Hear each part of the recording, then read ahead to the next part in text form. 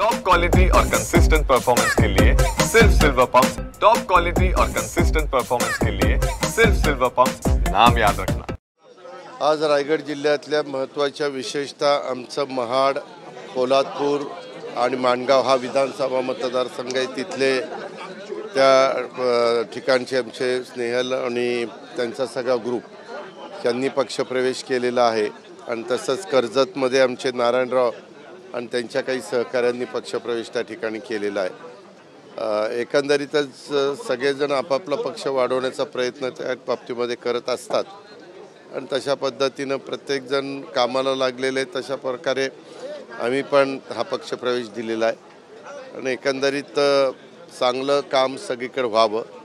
लोकांच्यामध्ये एक वेगवेगळ्या प्रकारचे प्रश्न असतात, त्या भागातले ते प्रश्न देखील सोडवताना महायुतीच्या सरकारच्या माध्यमातून आम्हाला सोडवता यावी अशा पद्धतीनं कटाक्षाने आमचा सगळ्यांचा प्रयत्न असतो आणि एकेकाळी आमच्याबरोबरच असणारी ही सगळी टीम परंतु मधल्या काही वर्षाच्या काळामध्ये थोडीशी बाजूला गेलेली होती। आता ती परत आमच्याबरोबर येत आहेत। नवीन नेतृत्व आहे आणि निश्चितपणे आपल्याला सगळ्यांना माहिती आहे नव्या चेहऱ्याला महाराष्ट्र नेहमीच संधी देत असतो। असा नव्या जुन्यांचा समन्वय साधत आम्ही पुढे जायचं ठरवलेलं आहे। नाही, आता अधिवेशन संपलेलं आहे, आज संपलेलं नाही अजून, डिक्लेअर करतील विधानसभा अध्यक्ष आणि सभापती महोदय, त्याच्यानंतर त्याबद्दलचा निर्णय होईल। पण बाकीची आमची कामं त्या ठिकाणी चाललेली आहे। पालकमंत्री दिले गेले पाहिजेत, थोडंसं कधी काही गोष्टीला विलंब होतो पण त्याच्यातनं तिथलं काम कुठलं आम्ही अडवून देत नाही। कारण मध्ये स्वतः मुख्यमंत्री पण नाशिकला गेले होते, मी पण आता नाशिकला जातोय। रायगडच्याही संदर्भातले काही प्रश्न असले तर मुख्यमंत्री दोन्ही उपमुख्यमंत्री लक्ष घालतात आणि ते सोडून देतात। आत्ताही जे काही मार्च इयर एंडिंग असतं त्यावेळेस ज्या गोष्टी करायच्या असतात त्याही संदर्भामध्ये आम्ही सगळ्यांनी मिळून त्या व्यवस्थित केलेल्या आहेत।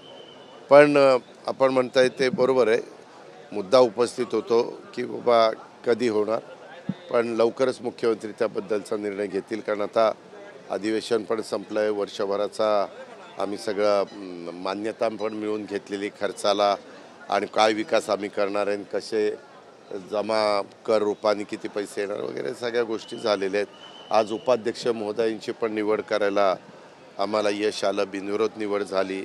एक साध्या गरीब कुटुंबातला एकेकाळी पानपट्टीच्या दुकानामध्ये बसून काम करणारा असा गरीब कुटुंबातला एक कार्यकर्ता राष्ट्रवादी काँग्रेस पक्षामुळं महायुती सरकारमुळं, महायुती आमची जी आहे त्यांच्या सगळ्या आमदारांच्यामुळं, मुख्यमंत्र्यांच्यामुळं, उपमुख्यमंत्री एकनाथरावांच्यामुळं, देवेंद्रजींच्यामुळं महाराष्ट्राच्या विधानसभेचे उपाध्यक्ष झालेले आपण सगळ्यांनी पाहिले।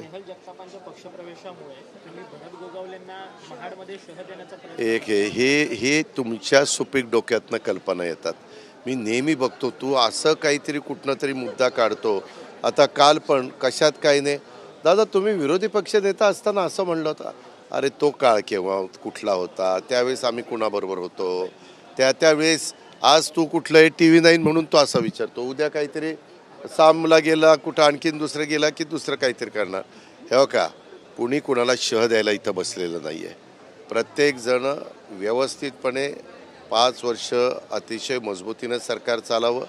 सरकार चालत असताना आपापल्या पक्षाची पण ताकद तिथं त्या ठिकाणी वाढावी।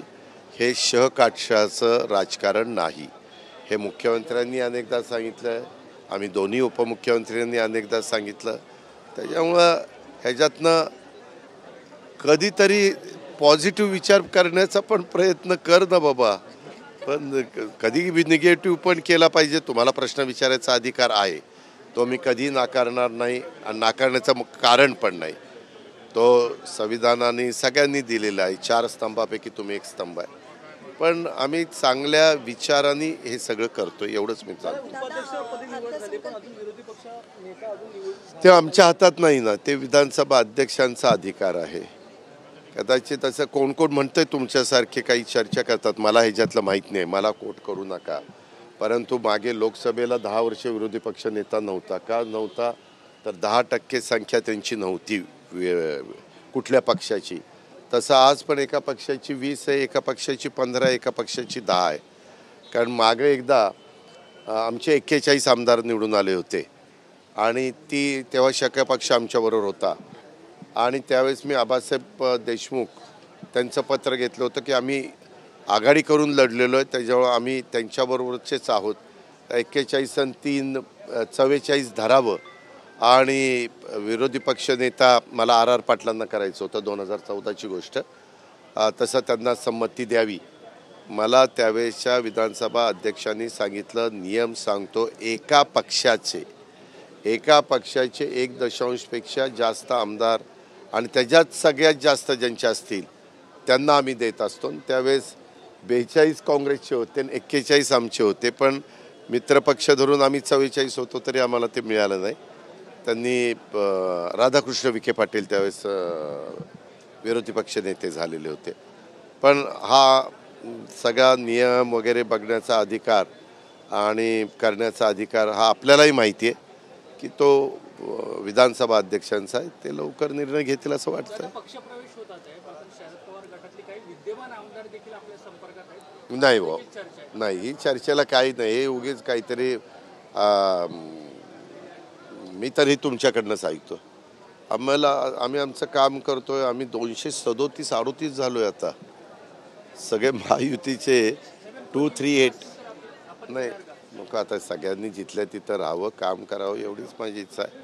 मी काय त्याबद्दल बोलणार. अर्थसंकल्पीय अधिवेशन आज शेवटचा दिवस आहे आणि असं असताना राज्याच्या हिताचे अनेक प्रश्न जे आहेत ते मांडलेच गेले नाहीत. खरं तर गदारोळ कुठले मांडले गेले नाही प्रश्न? अहो, शेतकऱ्यांचा माझा अर्थसंकल्प तुम्ही ऐकला नाही का ताई? आणि माझा रिप्लाय ऐकला नाही का? मी त्याच्यात शेतकऱ्यांच्या करता आम्ही कुठल्या कुठल्या गोष्टी केल्या. आता परवा मी म्हणजे देशाच्या पंतप्रधानांनी, तसं मोदी साहेबांनी, अमित भाईंनी, पियुष गोयलांनी, शिवराज सिंग चौहानांनी 20% जो टॅक्स कर लावलेला होता तो पण काढून टाकला कांद्यावरचा. सगळीकडं का शेतकरी तर हा आमचा केंद्रबिंदू आहे. त्या शेतकऱ्यांच्या करता आम्ही ही योजना चालू ठेवली वीज माफीची. शेतकऱ्यांच्या करता आम्ही लाडकी बहीण योजनेमध्ये पण अनेक शेतकऱ्यांच्या घरातल्या त्यांनी जे काही लाभामध्ये मोडणाऱ्या ज्या महिला येतात त्या त्याच्यामध्ये आहेत. असं काही नाही आहे. आम्ही उलट मी पण शेतकरी आहे, त्याच्यामुळे आम्ही तर शेतकऱ्यांच्याकडे लक्ष देणार. दादा, मुख्यमंत्र्यांनी काल सुप्रिया सुळे आणि रोहित पवारांचं नाव त्या जयकुमार गोरेंच्या प्रकरणामध्ये घेतलं. आता रोहित पवार, सुप्रिया सुळे यांची देखील चौकशी होणार आहे, परंतु रोहित त्या संदर्भामध्ये तुम्ही नीट ऐकलं नाही. तेव्हा ते असं म्हणाले की आम्ही पोलिसांनी जी काही माहिती त्यांना दिली त्यामध्ये व्हॉट्सॲप कुणाशी बोललं गेलं, कुणाचे व्हॉट्सॲप पूर्वीचे डिलीट झाले, किती वेळ कोण कुणाशी बोललं, अशी सगळी माहिती मिळालेली आहे. त्याच्या पुढं अधिकची माहिती मिळवण्याचा आम्ही प्रयत्न करतो आणि वस्तुस्थिती जनतेच्या समोर आणणार आहे असं देवेंद्रजींनी सांगितलं.